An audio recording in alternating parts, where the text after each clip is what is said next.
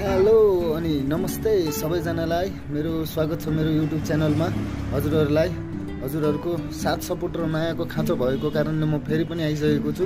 आज चाहिँ मैले हजुरहरूको लागि टाउको बोइल गरेर लिएर आएको छु, जुन फ्राई गर्न नि मिल्छ। आज चाहिँ म हजुरहरूको लागि टाउको अनि नमस्ते सबैजनालाई स्वागत छ मेरो युट्युब च्यानलमा।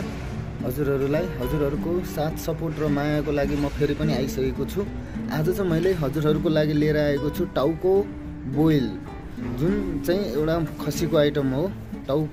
खसीको टाउको चाहिँ बोइल गरेर आज हजुरको लागि मैले लिएर आएको छु र हजुरहरूले मलाई यस्तै गरी सधैँ माया गरिदिनुहुन्छ भन्ने अपेक्षा गरेको छु र साथै मेरो भिडियोमा लाइक, सेयर र कमेन्ट गरिदिनु हुन पनि हार्दिक अनुरोध गर्दछु। धन्यवाद। यो चाहिँ आज हाम्रो रहेको छ, यहाँनिर टाउको आइसकेको छ। टाउको भुटन दुइटै छ। अब टाउको र भुटनलाई चाहिँ अब हामीले सफा गर्छौँ। अब यसलाई चाहिँ पखाल्नुपर्छ पहिले सुरुमा, होइन? सबै फोहोर हुन्छ, यसलाई चाहिँ बोइल गर्नुपर्ने हुन्छ। त्यस कारणले यसलाई चाहिँ बोइल गर्नलाई लिएर जाँदैछु। सफा गरेर बोइल गर्नुपर्छ। अनि यसमा चाहिँ हाम्रो एउटा गिदी पनि हुन्छ। यो गिदी चाहिँ छान्नुपर्ने हुन्छ। यहाँ छ गिदी, यो चाहिँ गिदी ब्रेन हेर्न सक्नुहुन्छ। यो चाहिँ टाउकोलाई पखाल्नलाई म लिएर जाँदैछु। चाहिँ हाम्रो टाउको यहाँनिर चाहिँ अब पखाल्दै राख्न थालिसकेका छौँ। यो चाहिँ टाउको छ है, त्यहाँबाट पखाल्दै धाराबाट हामीले चाहिँ यहाँनिर हाल्छौँ। यो चाहिँ राम्रोसँग पखालिदिनु होला। टाउको हेर्नु फुट। अब टाउको रेडी भयो। अब यसमा चाहिँ पानी हाल्नुपर्छ, थोरै मात्र पानी हालिदिनु होला। ग्यासमा राखेर एकैछिन यसलाई चाहिँ सानो बनाएर, धेरै सिट्ठी पनि हुँदैन, सानो खालको 2 सिट्ठी लगाइदिनु होला। धन्यवाद।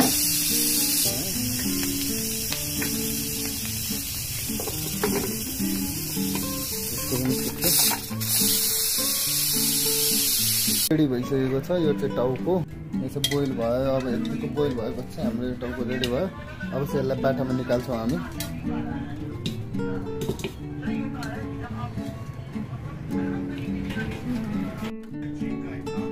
हेर्दाखेरि चाहिँ कस्तो हुन्छ, तर खाँदाखेरि चाहिँ एकदमै मिठो हुन्छ टाउको।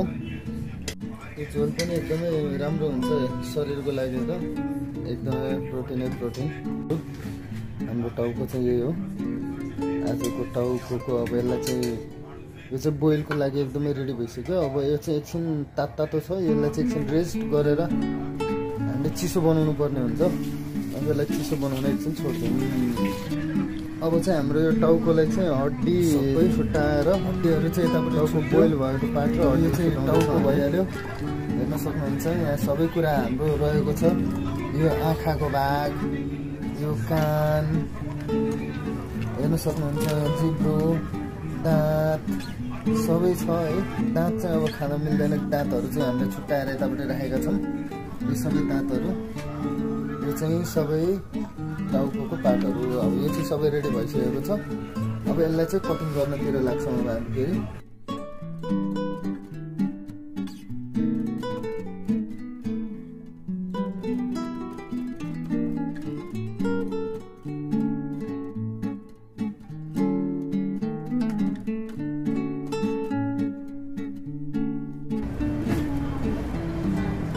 अब चाहिँ हाम्रो टाउको काट्ने काम हुँदैछ। यतापट्टि टाउकोलाई त्यसरी काट्दैन होला। टाउको काटेको भिडियो चाहिँ कान है, हेर्न सक्नुहुन्छ। यो चाहिँ टाउको रहेको छ। हाम्रो चाहिँ टाउको काटिँदैछ।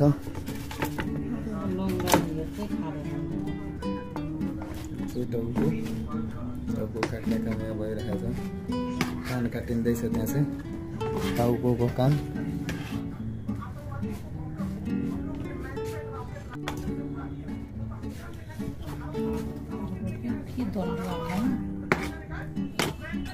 जिब्रोको पार्ट यस्तो राम्रो हुन्छ नि है। कतै काटेको लाग्दो रहेछ, खास गर्ने रहेछ। हजुर